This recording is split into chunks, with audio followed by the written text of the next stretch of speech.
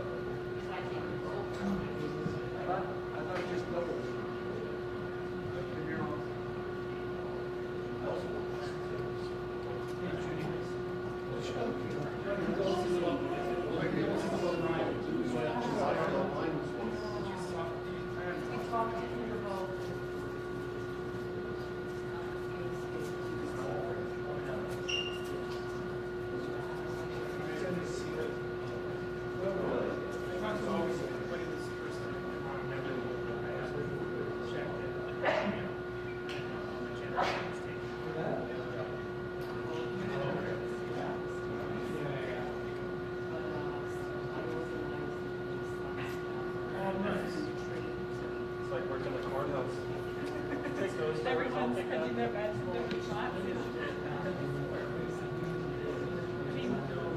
Courthouse, they're only $3, right? Right? Yeah, the sort of back exit and the current entrance that they're doing.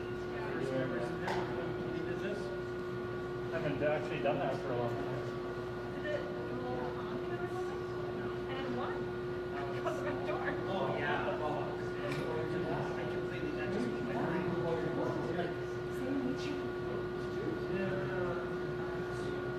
When I knew Brian was there.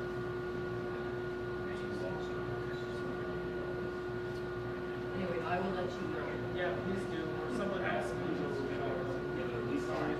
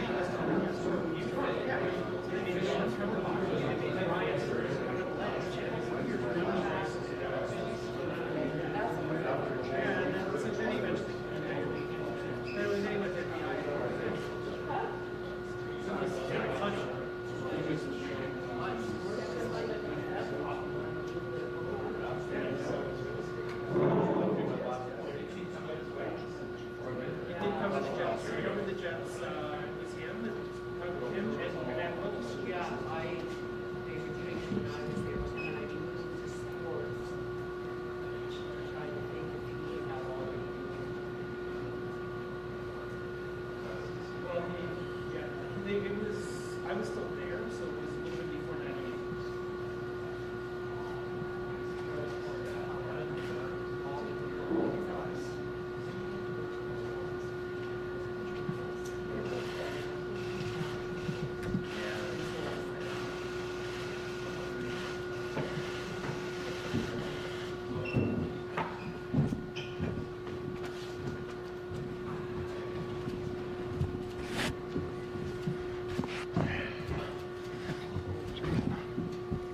Okay, everybody, I want to thank you all for coming out this afternoon.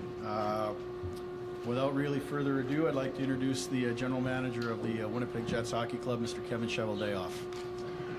Thanks, everyone, for coming here today, and just want to take a moment to say thanks to Rick, to Judy, on behalf of True North Sports and Entertainment, the Winnipeg Jets, on behalf of all the management, the other coaches, and I see by some of the guys in the room here that are still in town here, some of the players are here as well. Just really want to thank Rick for the 2 years that he came and gave us here. It's kind of poetic, I guess, in a way, to have him getting his first coaching job in the National Hockey League here in Winnipeg, and coming full circle, and having the opportunity to go out on a note that he did. I'd like to congratulate him on a wonderful career, All-Star game appearance this year, and to culminate it with being honored as being one of the 3 candidates for the Jack Adams, and again, all the things in the middle. When I got a chance to read the press conference, the press release, about the event here, is what an accomplished career. But I get to know that working with him, the career is second to the person that he really is, and what he's brought to the game. So thanks very much, Rick. Thanks very much, Judy, the whole entire family. And I'll turn it over to Rick. Yeah, well, thank you. You talked me out of retirement 2 years ago, man. Judy and I are all set to call it a day at then, but if I was going to come back to coaching, I couldn't have picked a better place to come back to and to finish my career with. There's a big draw here, obviously, because of our previous experience here. We know the people that run the organization are fantastic people. This is a great organization, and it's a great city to play hockey in. That I knew. And we have a tremendous, passionate following here, and so I couldn't have picked a better place to come back to and to finish my career. We've got great players. I've been fortunate to have a great coaching staff, and all the accolades about the All-Star game and the nomination, man, it's the players and it's the coaches that got me there. And like I said a couple of times, how many coaches can take the month of November off and still be where we are? The coaches and the players deserve all the credit for that. But yeah, it's been my pleasure to come back. It's been a real honor for me to coach the Winnipeg Jets again. Yeah, we'll move to questions. Hopefully the microphones will be a little louder so we can hear the answers. But please, there's no wireless mics, so please just raise your voices if you could. Start with Paul in the front. Rick, can you take us through the decision from when you first had an inkling to when you knew? Well, honestly, it's walking off the ice after Tuesday night. It is. I didn't like me. I didn't like the way our team played, which is on me. So I was unhappy with myself, unhappy that we had lost, and that bothered me. But as I was standing there and I was looking around, it dawned on me. Coaches have always told me, and I've talked to the older coaches, older than me, and they've always said, you'll know it's time. And when I was looking around, and I wasn't happy with the job I had done, and it just hit me then, like, it's time. Was there a sense that you'd taken this team as far as you could?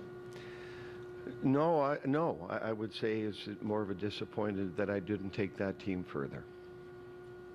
Last one from me. Your words last week talked about you know what you want. We need to meet with Kevin and Mark and you'll let us know. How much of all that included a succession plan?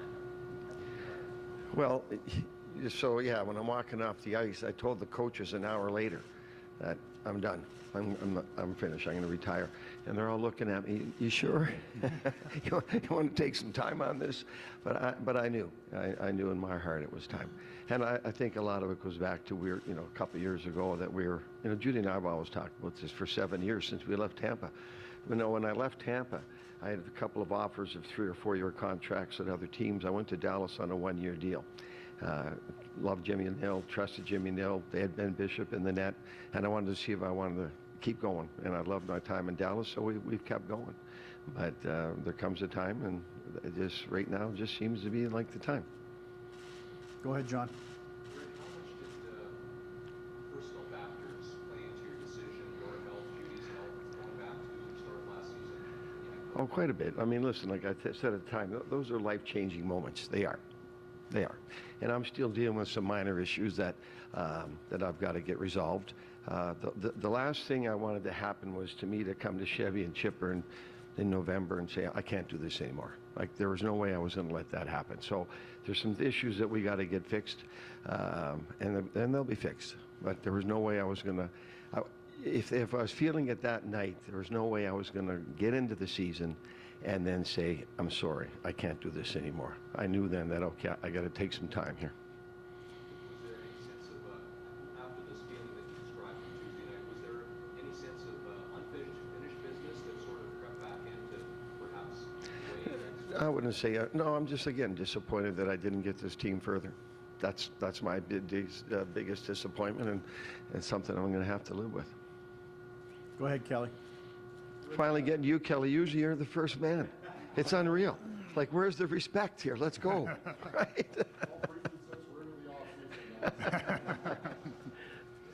Rick, just in terms of, you had mentioned you talked to the coaches an hour later. Did you talk to any of the players, or are they hearing this for the first time today?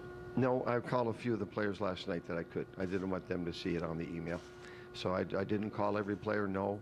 I was going to call Mason Appleton, but he's busy with a new baby, so I didn't want to disturb that household. I saw Vladdy. I called Adam and a couple of the others. I called the captains and Bucky. I didn't get to call everybody, no. But I didn't want them to hear about it from somebody else. It had to come from me. You sound like, this was a decision that was going to change your mind, but did people try to change your mind? Whether it's talking with you or the family or Mark? Oh, listen, my kids are saying, come on, Dad, you can go for 50 years here. Let's go. Right? And that's easy for you to say, right? No, honestly, they know me, and they know that, when I explain everything to them, they know it's time, right? So, I'm going to be watching games. I'll be calling the players, bugging them all the time, and bugging the coaches. So that's all part of it. I'm not going very far, right? The TV's going to be right there, and we'll be watching the games. It's my life. It's the only thing I know. I'm not smart enough to do anything else, so it's not like I'm going to go into anything else. Hockey's my life. Hockey's what I know. One final one, if I may. Well, you go ahead. If you had gone a round or two deeper, would we be still having this conversation today? I don't. Mainly based on what happened. I probably yes and no, but I think it goes back to some of the health issues I got to get fixed. So I think it goes back to that. Go ahead, Sean. Rick, when it comes to pulling off a 4-decade career as a coach, 5. Just well, you're going to say it's going to be 5. I'll age myself. now I'll just look at myself. What does it take as far as support from your kids, your wife, colleagues, players? What does it take to pull off a career like that? Everything. Listen, I'm not going anywhere without Judy's support. Like, as a player, we got bounced around. As a coach, we bounced around. You have those conversations with your family, like, is it time to do something else? And Judy supported this whole thing. Like, we've been together since we were 16 years old, right? So she'd been through the whole ride, right? So she knows. And when I keep telling people this, she's going to miss it more than me, right? When I was walking off the ice the other night, I turned to look at her. She's got the towel going and everything, so she's going to miss it more than I will. But no, it's just a ride that it's like Adam. Like you grow up in the game. That's all you know. Hockey is all we know as a family. So we'd run into people at home in the summer like, how do you do this? But it's the only life our kids knew. Is right. Dad's playing. Dad's coaching. We're moving again, and that was a normal life to them, right? So, but they get it. They understand. There comes a time, and we've talked about this for a while. Dad's going to call it a day here soon. So, but again, they'd love me to go for 50 years. So, then I said, when does it stop then? You've talked about the lifestyle that hockey has afforded you. I wonder if just kind of a global look at it, if you could kind of summarize beyond that what hockey has given you in your life. Tremendous friendships. I'm hearing today from guys I've played with, and that's a long time ago, right? So, and from all over the world, just people you coached. They're over in Europe, and I'm getting texts from them. So, yeah, it's the friendships and the people you meet. Hockey people are great people, and they are. And we have our own little culture, our own little world, and that separates us from a lot of people. People don't understand what we go through, but we all understand what we go through. And last one for me, you just talked about feeling the disappointment of where things ended with the team, but I wonder when you kind of sit back and know that it's the end, what are some of the kind of prevailing emotions that really have kind of flashed up since you made this decision? Well, again, it's the game. Listen, when I leave, just I just want to be remembered that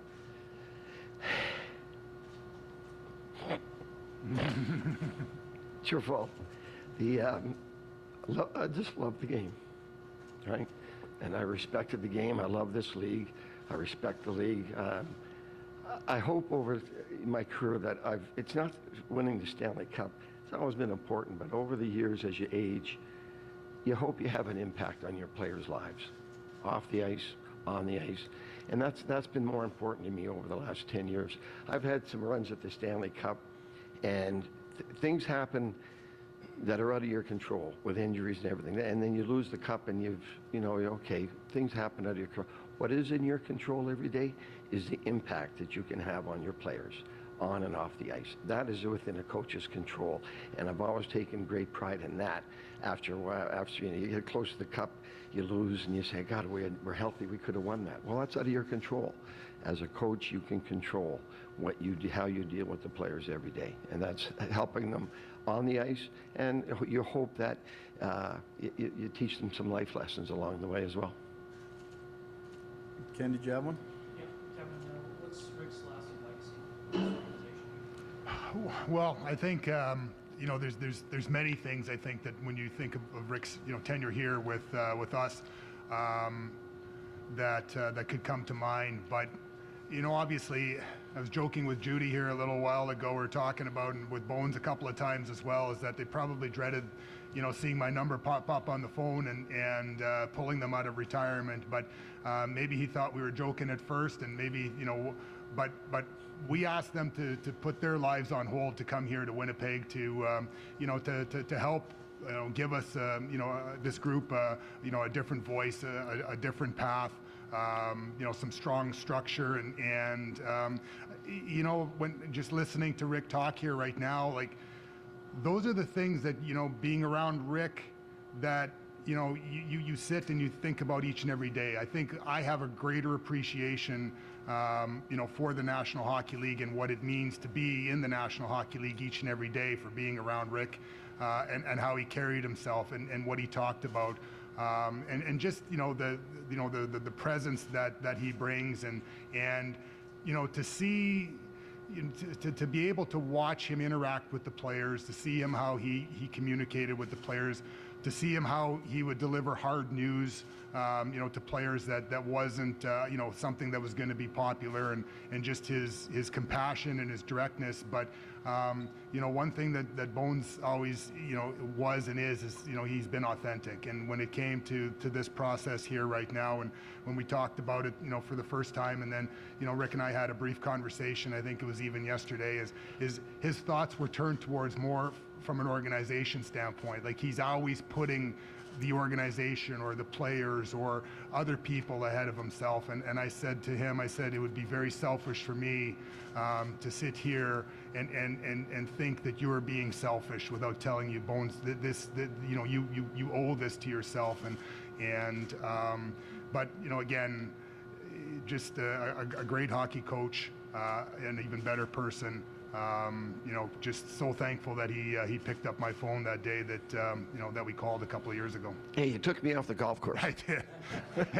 It was to the point though too where I made the phone call, left the message, and like it took a little while for him to get back. We ended up having to reach out to his son and say, like, is your dad going to give us a call or what? What are you proudest of these 2 years? What are you proudest of? Well, it's like I said the other day, like, we had the issues that were going on before we got here had to be addressed. They did. I didn't like the things that people were talking about, the Winnipeg Jets. That bothered me, even though I wasn't even working here.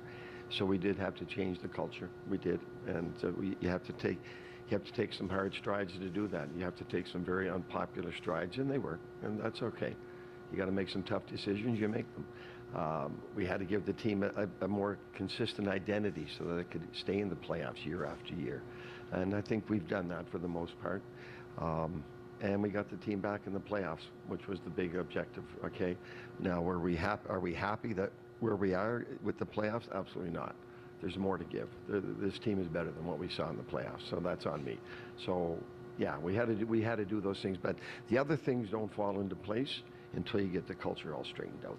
Once that's in place and the players are all in, and they're in there every day, and you can see the camaraderie, okay, we've made progress there. Then you see the game, the team game that I talk an awful lot about when it's on, how good it looked. right? And then the players felt good about that team game, and this is how we're going to win.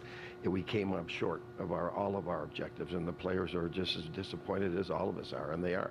They're the ones that have to go out there every night and work and compete, take hits, block shots. They're the ones paying the price. So they're disappointed as well. But there's a growth in that. You take a positive out of that. That okay, we're better than this, right? Now last year at the end of the year, oh my God, we got to straighten out some more things, and they did by the time training camp came along. This summer they'll grow again, and they will, and they'll be a better team for it next year. Go ahead, Paul, in the back. Rick, as you pass through the emotional side of this, have you thought about what you want to do in retirement and what might excite you about that? Not to be flippant, but are you thinking about a new fishing rod or a new driver? Or I'm not much of a fisherman, Paul. I go down, we live on the lake, and I cast, and I'm just watching the sunset. I don't care if I catch a fish. I'm a golfer. I'm going to spend a lot of time with the grandkids. Brendan's going to be 4 in June. Blake will be 1 in July. We want to spend a lot of time with them. But again, I'm going to stay around, man. I'm not dying, man. I'm just retired. I'm going to be around. But, sure.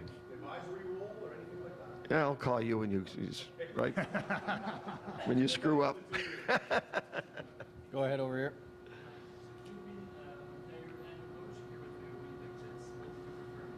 I missed it. What do you prefer as a player or coach with the Jets? Listen, there's nothing better than as a player, and I tell the play as long as you can, man. Because once you quit, you're done. Like I quit at 28, only because they wanted me to come up here as an assistant coach, right? So that's young to retire. I know I was playing in the minors at the time, but it was in November of '83. They fired Tommy Watt. Barry Long was taking over. They wanted me to come up and be an assistant coach. I figured, okay, I'm 28. If it doesn't work out, I'll go back and play a few more years, right? But it's worked out that fine too. But as a player, man, you want to play as long as you can. You do, because when you're done, and you'll always miss playing. I love the coach. I was very fortunate to be a player one day and the very next day be an assistant coach up in this league. So I've been very fortunate. It's a different route, there's no question. But I love playing, but I love coaching too. So it's the best thing. If you can't be a player, coach, because it keeps you in the room, keeps you behind the bench, it keeps you in the action, and that's what we all love. There's a lot of francophones fans of the Jets. You have a word for them in French? I don't understand. I can't hear you. Anything in French? In French? No, I wish I could. I used to. Oh, I can't say anything more. I'll call Alain Vigneault and he'll help me out again. Go ahead, Judy. You said that you're going to stay involved in the game. Would you consider a kind of a consulting role, or is that something you've been on? No, we haven't even gone there. No, it's too early for that. But yeah, I'll be around. How much input might you have in this succession? We haven't even gone near that. That's like Chevy and Chipper, Larry and Zinger. They'll take care of all that. John, did you have another one? Yeah, sorry, to that end, Kevin, would you call on Rick for inputs, because he's laid the foundation for new direction for this club, to help identify the successor? Well, one of the things that I think are the benefits of having gone through, even the coaching search when, we ultimately found Bones, was that, you learn and you grow. So it would be crazy for me, not to tap into not only Bones's, personal knowledge, professional knowledge, but his personal knowledge. And over the course of time, you benefit by watching coaches make decisions, or, coaches coach or coaches teach. But I've benefited with gaining a closer personal relationship and a friendship with again, with Rick, and that's a special thing. So, there's Rick, there's not a guy that I don't think that Rick probably hasn't met, coached, or played with, over the period of time here, and I think they all say the same thing. So he's a wealth of knowledge, on the ice, off the ice, and a great friend that, definitely is going to be seeing my number pop up on his phone over the course of the years. Murat, go ahead. Rick, I think one thing that we noticed a lot of over the last couple of years was you making time for your assistants and associates to elevate them. Like even in Denver, they were running a lot of the drills. You gave them a lot of chances to do media and all that sort of thing. So when you think about legacy, how important is their growth? And how important was that from the day you got here? Well, that was very important for me. Listen, I was an assistant coach for a long time, and I always wanted to feel valuable. I always wanted to feel my opinion mattered. I always wanted to run the drills. I wanted to feel part of it. I know there's been head coaches in this league, and they do every meeting, they do every practices, they do everything. I couldn't work for a guy like that. So, there's no way I'd ever coach like that. If I'm gonna hire these people, that means they're good coaches. They are. That means also just as important, they're good people, and they're good communicators. And this staff was outstanding that way. So, yeah, they deserved a lot of leeway, and they earned it. They had my respect and they had my trust. And if we didn't like something, we'd always talk about it as a staff after. But again, being an assistant coach and associate coach in this league for a long time, you want to feel valued. You want to feel that your opinion matters. Now, there may be different opinions, and the head coach ultimately has to make that final call. But you have to get their opinion. I wouldn't have hired them if they weren't respected as their coaching and their communication skills, and those guys all did a fantastic job. Again, and so when I have to take a month off, it's just smooth. They just took over. I missed a couple of games with some things. They smooth it. They took over. They're good hockey people. They're good hockey coaches, and they're very, very good people. For Kevin, I mean, one of the things I think we'll talk about is how much growth the team had in these last 2 years. Rick talked about cultural growth, about leadership, all of these things. It almost seems like it makes this next step on your part maybe a little bit more delicate to consolidate all of that. So what qualities might you hope for to address to make sure that, you know, what Rick has built gets pushed to the next level? Well, there's no question that you're not replacing Rick Bowness. You're not replaced. There's one of him, and I think that every time you get into a situation like this, you want to make sure that the next person can be their own selves as well. This isn't following Rick Bowness and all the great work that he did. This is establishing whoever that next person is from that day moving forward.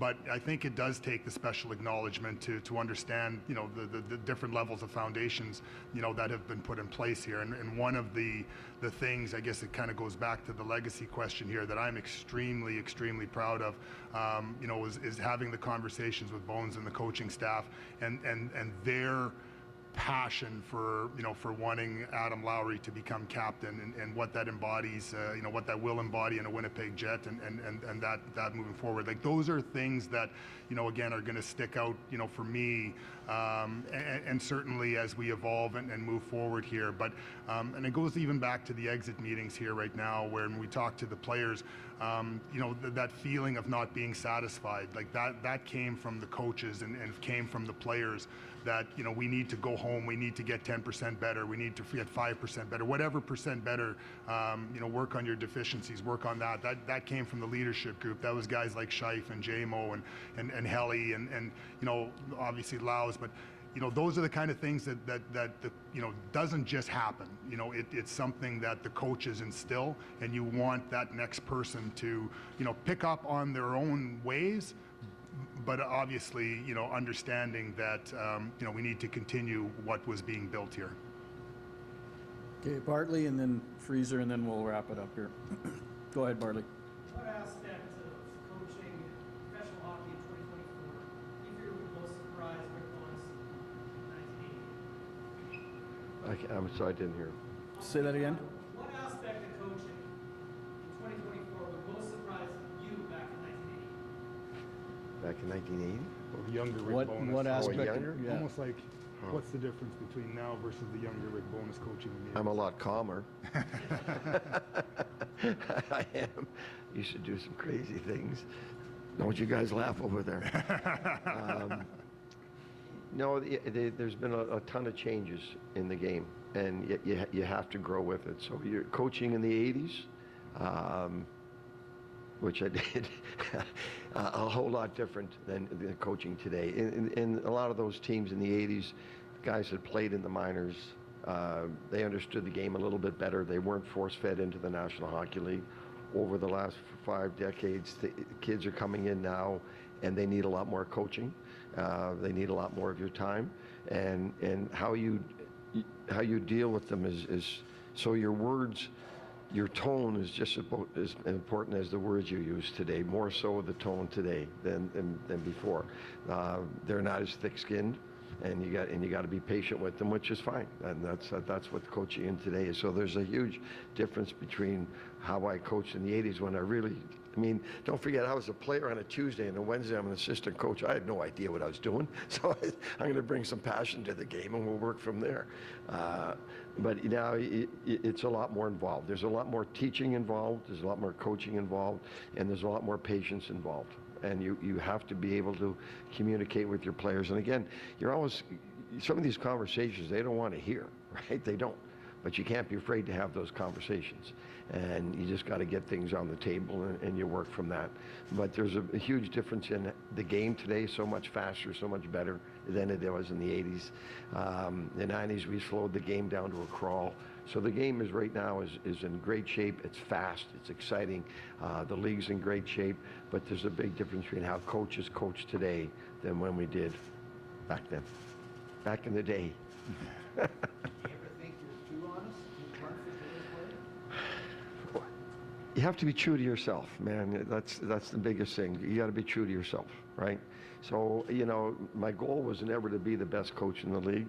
My goal was to be the best coach I could be. And to be that, you've got to be honest with yourself. So I have to be honest with myself. Again, if they don't like hearing it, I mean, deal with it, right? Deal with it. You know how hard it is to win a Stanley Cup? You have to have thick skin, right? You got to be tough. You got to be mentally tough to get there. So if it toughens them up a little bit, that's fine too. But more important, as a coach, you got to be honest to yourself. You got to be true to yourself, and you got to do things your way. Any regrets? No. I've done some dumb things, but you learn. What can you tell us about the process of the coaching hire? Yeah, not much really right now. Obviously, this is you know, Rick's day here. I think that you know, he's earned, you know, that kind of respect and that kind of thing. You know, obviously this is fresh for us as well. We, you know, Bones and I think first talked on Friday. You know, had another conversation yesterday as well, and you know, we'll circle around with our staff and you know, certainly, you know, get at that process. Okay, everybody, I thank you very much for coming. On behalf of the organization, I'd like to thank Rick, of course, for all his service and his years in the National Hockey League, but particularly to the Winnipeg Jets. So thank you to Rick. Thank you to Chevy. Thank you to all of you guys for coming. Adam Lowry and Scott Arneal have graciously volunteered to conduct interviews with you guys. All right.